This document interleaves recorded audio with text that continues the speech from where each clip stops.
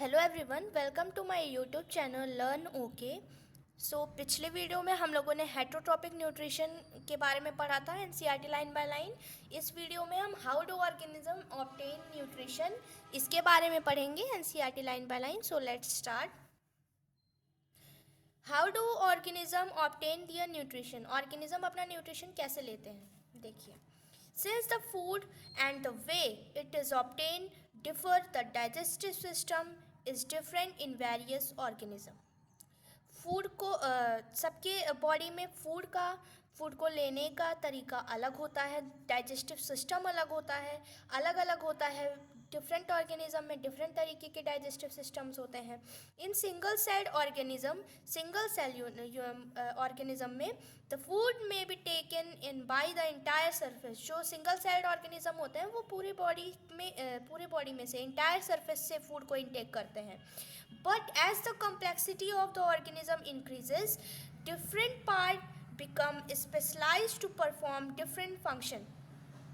Single celled organism है, entire surface से लेंगे, बट जैसे जैसे कॉम्प्लेक्सिटी बढ़ती जाती है तो एक प्रॉपर ऑर्गन है, एक प्रॉपर फंक्शन करने के लिए प्रॉपर ऑर्गन होते हैं, डिफरेंट पार्ट्स होते हैं अलग अलग फंक्शन करने के लिए।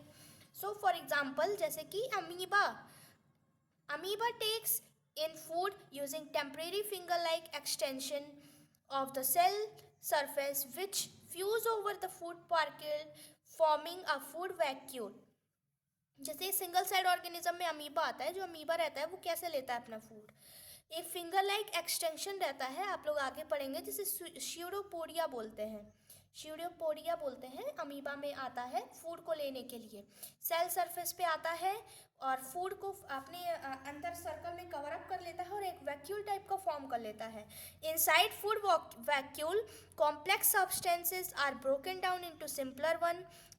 जैसे सब बॉडी में होता है कि कॉम्प्लेक्स सब्सटेंस को ब्रोक डाउन किया जाता है सिंपलर में, वैसा ही अमीबा भी करता है। जब एक फूड वॉक्यूल फाउंड कर लेता है स्यूडोपोडिया की हेल्प से, तो उस कॉम्प्लेक्स सब्सटेंस को ब्रेक डाउन करता है सिंपलर में और फिर साइटोप्लाज्म में डिफ्यूज़ कर देता है। उसकी इंटायर बॉडी सरफेस साइटोप्लाज्म ही है, साइटोप्लाज्म मीन्स होल सेल को ही एनर्जी चाहिए होगी, सो साइटोप्लाज्म में डिफ्यूज़ कर देता है ब्रेक डाउन करने के बाद। The remaining undigestive material is moved to the surface of the cell and thrown out.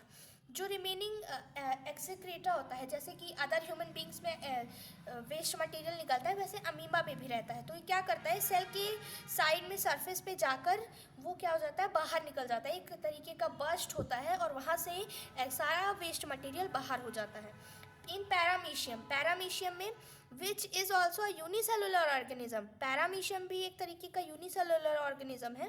The cell has definite shape, amoeba का कोई डिफिनिट शेप नहीं रहता है, बट पैरामीशियम का डिफिनिट शेप होता है। And food is taken in at a specific spot, और amoeba की तरह नहीं कि फूड देखने पर स्यूडोपोडिया यानी फिंगर लाइक एक्सटेंशन बनाकर फूड वैक्यूल ले लिया, ऐसा नहीं है। पैरामीशियम में एक स्पेसिफिक स्पॉट से ही फूड लेते हैं। Food is moved to the spot by the movement of cilia which cover the entire surface of the cell.